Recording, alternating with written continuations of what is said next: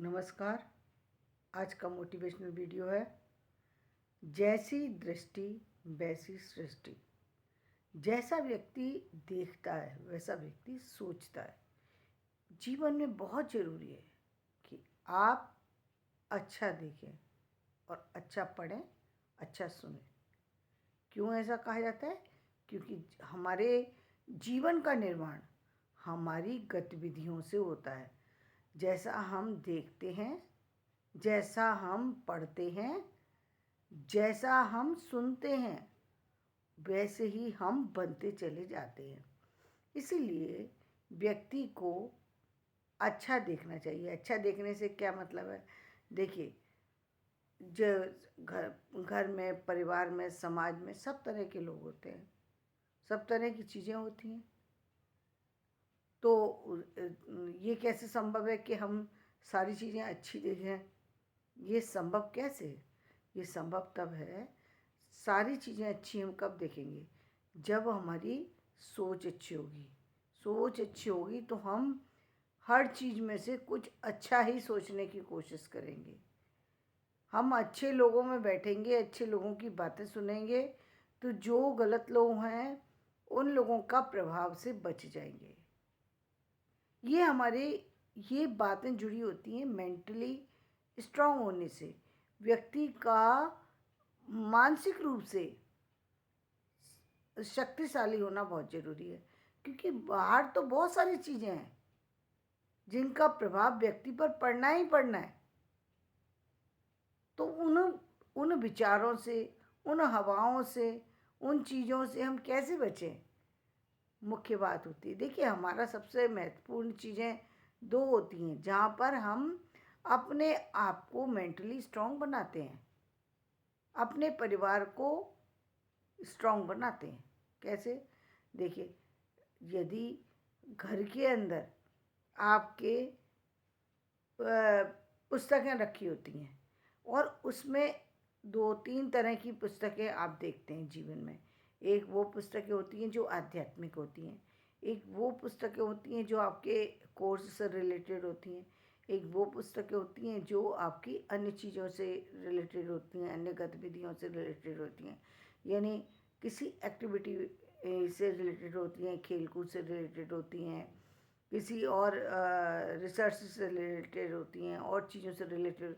आपकी सोच कहाँ जाती है, कैसा आप सोचते हैं, कैसा आपके समाज, आपके भविष्य का निर्माण होता है।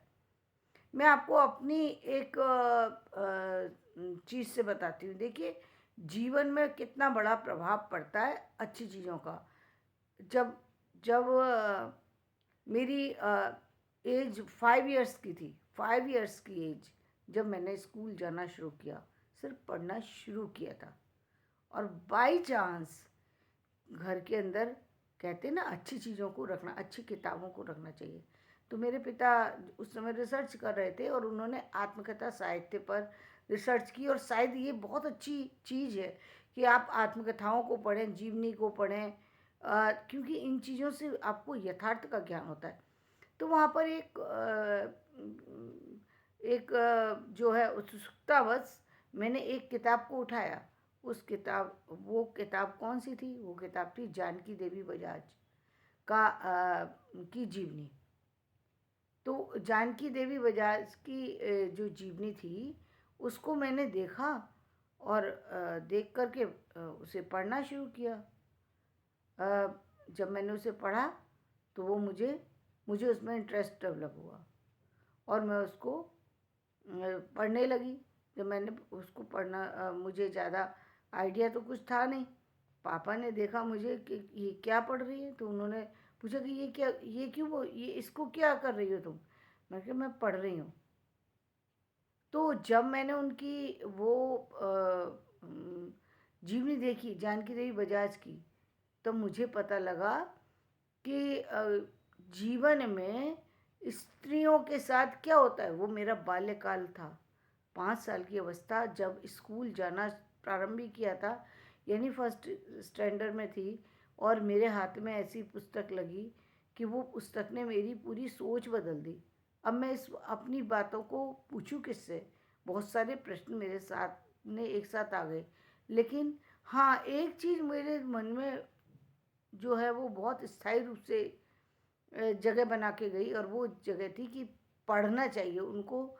से उनको शिक्षा से मतलब बहुत ज़्यादा प्रेम था।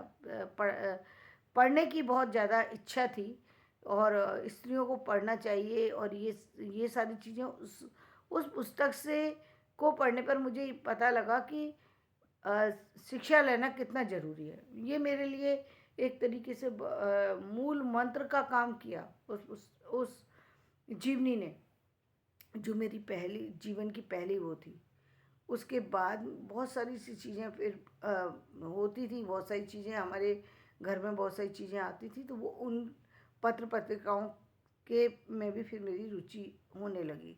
तो बहुत सारी चीज़ें जब हम किसी अच्छी चीज़ के संपर्क में आ जाते हैं तो हमारा जीवन बदलने लगता है। इसी तरीके से तो मूल बात है कि यदि आप शिक्षा से जुड़े हैं, यानी आपने पढ़ना लिखना शुरू कर दिया है, तो आप किताब को पढ़ सकते हैं। लेकिन यदि आप किताब को नहीं पढ़ सकते हैं, तब आप क्या करें? मान लीजिए आपके आसपास का वातावरण, वैसे तो आजकल इंडिया के अंदर ऐसा देखने में नहीं आ रहा कि जहाँ लोग नहीं पढ़े लिखे नहीं हैं, लेकिन ज़्यादातर बच्चे पढ़े लिखे हैं। लेकिन यदि पेरेंट्स भी पढ़े लिखे हैं तो वो अपने बच्चों को इस तरह की चीज़ें दे सकते हैं जिससे उनके भविष्य का निर्माण हो।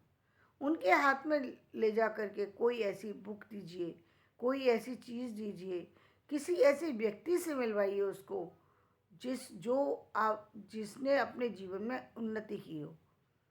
जब ऐसे लोगों के संपर्क में आपका बच्चा आएगा, उसके उसमें बदलाव होता है, उस बच्चे में बदलाव होता है, क्योंकि बच्चे के अंदर बहुत सारी क्यूरोसिटी होती है, और उससे उसके जीवन के विचारधारा बदलने लगती है। और बाय द वे, वहाँ पर कुछ ऐसे लोग हो या कुछ ऐसी प्रवचन होते हों, कुछ ऐसी चीज़ें होती हों, तो उन चीज़ों से उसको जोड़ने की कोशिश करना चाहिए, क्योंकि जो भी अच्छी गतिविधियाँ चल रही हों उससे बच्चों को जोड़ना चाहिए। एजुकेशन से जोड़ना सबसे ज़्यादा ज़रूरत है, जो कि उसको स्कूल से मिल पाती है। तो आजकल जो है एजुकेशन ऑनलाइन भी है और ऑफलाइन भी है, तो दोनों तरह की एजुकेशन बच्चे को देना चाहिए। यदि आपकी एजुकेशन में किसी तरह की कमी है, या आपके व्यक्तित्व के निर्माण में कोई कमी रह गई है, या आपको लगता है कि आपके जीवन का जो निर्माण हुआ है उसमें आपकी सोच में कहीं कुछ गड़बड़ है, कि आपको किसी भी गलत चीज़ का प्रभाव ज़्यादा पड़ता है, सही चीज़ का प्रभाव कम पड़ता है, इसका मतलब ये है कि आपको उन लोगों के बीच जाने की आवश्यकता है, उन चीज़ों को सुनने की आवश्यकता है, उन चीज़ों को पढ़ने की आवश्यकता है जिनसे जिनसे विचार बदलते हैं। अब आप तो उन लोगों के तो निश्चित रूप से एक समय निकाल करके उन चीज़ों के संपर्क में आना चाहिए। यदि आपको आप उससे यदि आप जीवन के किसी और मोड़ पर खड़े हैं, यानी जे आपकी एजुकेशन पूरी हो चुकी है, आप जॉब में जा चुके हैं, आपकी फैमिली बन चुकी है, तो आप एक बड़ी एज में आ चुके हैं। बड़ी एज में आने के बाद तो आपको कोई समस्या होनी नहीं चाहिए, क्योंकि अब आप खुद से समझदार हैं कि आपको अपने आप को बचा करके चलना है। बचा करके चलने का मतलब यही है, जब आज आप कहीं जा रहे हैं, कहीं किसी से मिल रहे हैं, यदि वहाँ पर अच्छी बातें हो रही हैं, आप किसी अच्छी चीज़ से रिलेटेड बातें हो रही हैं, कुछ जानकारी मिल रही है, कुछ अच्छे विचार आ रहे हैं, वहाँ पर रुकिए।